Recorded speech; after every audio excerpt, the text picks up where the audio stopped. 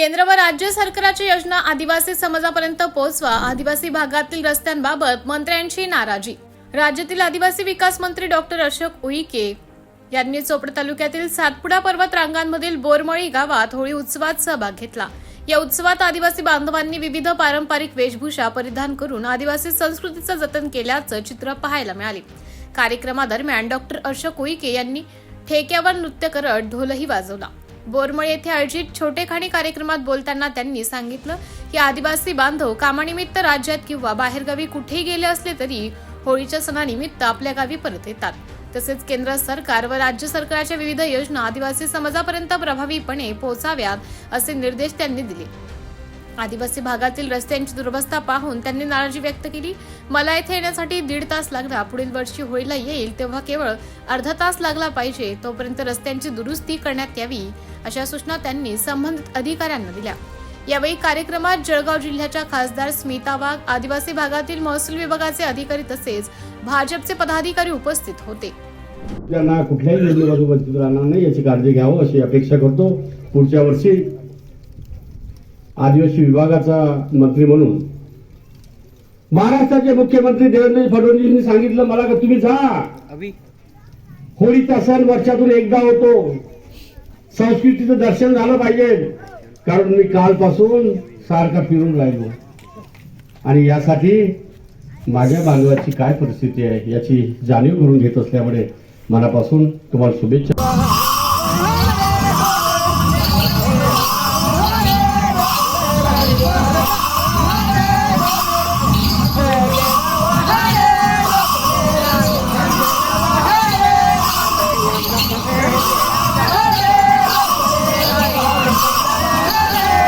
सरकारच्या विविध योजनेचा लाभ त्यांना कसा मिळेल? कोणताही माणूस माणसाच्या बहिणीच्या डोळ्यामध्ये अश्रू येणार नाही याची दक्षता घ्या. आणि केंद्र सरकारने राज्य सरकारच्या विविध योजनेचा लाभ माझ्या या गरीब आदिवासी बांधवासाठी द्यावं अशीच हात जोडून विनंती कराल तुमच्यापर्यंत आलो. साहेब एवढा लांबून या ठिकाणी आलो. आपण जर समजा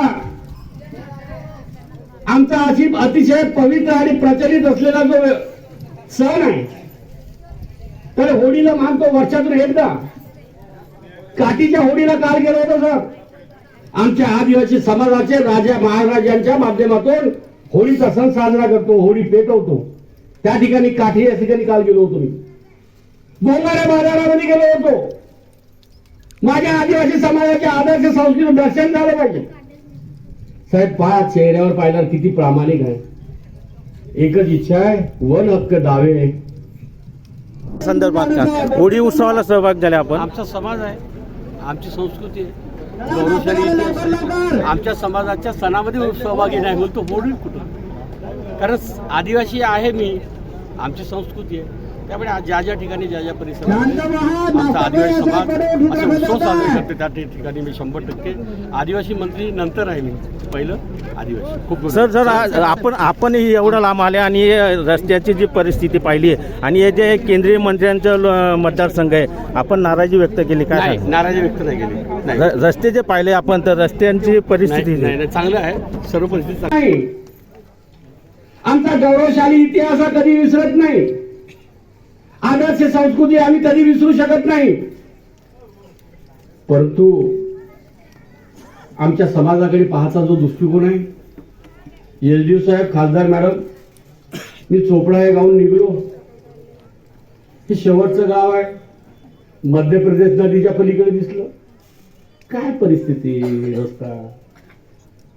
एसडीओ साहेब, तहसीलदार साहेब, प्रकल्प अधिकारी साहेब, खासदार मॅडम, तुम्ही लक्ष घाला. अतिशय प्रामाणिक समाज आहे. प्रामाणिक माझ्या बहिणी आहे, मुलं आहे. काहीच मागत नाही येण्या जाण्याचं. कारण एखाद्या वेळेस दवाखान्यात जायची गरज पडली तर 1.5 तास, मला 1.5 तास लागला. एवढी मोठी गाडी शासनाने दिलेली लाल दिव्याची गाडीला 1.5 तास लागला. आणि यांना जायला किती वेळ लागत असेल हा विचार करा. तात्काळ तो रस्ता मंजूर करून लवकरात लवकर पुढच्या होळीपर्यंत, मी पुढच्या वेळेस होळीला जेव्हा येईल त्यावेळेस हा रस्ता पाऊण तासात आलो पाहिजे अशा प्रकारचा रस्ता बनवून द्यावं अशी रास्त अपेक्षा आहे.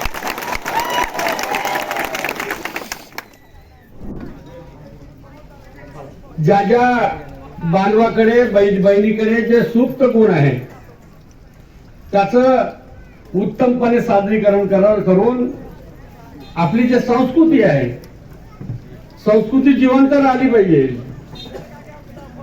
गौरवशाली इतिहास जो आहे तो जिवंत राहायला पाहिजे. हाच उद्देश आणि हेतू समोर ठेवून 100% माझा आदिवासी बांधव तळागाळातला गरीबातला गरीब व्यक्ती असेल तरी होळी हा सण आपण साजरा करतो. कुठे आपण कामाला गेलो, मजुरीला गेलो असलो तरी, कुठल्या राज्यात काम करत असलो तरी होळीचा सण आम्ही कधीही विसरत नाही. होळीच्या सणाला आम्ही आपल्या गावाला गेलो पाहिजे, आम्ही आमच्या गावात गेलो पाहिजे. आमचं कुळदैवत जे आहे, आमचा देव आहे, आमची संस्कृती आहे, त्याचं दर्शन घेतलं पाहिजे, नमन केलं पाहिजे.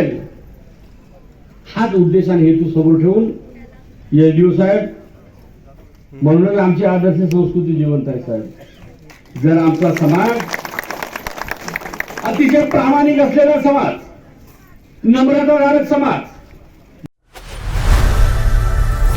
लोकनायक न्यूज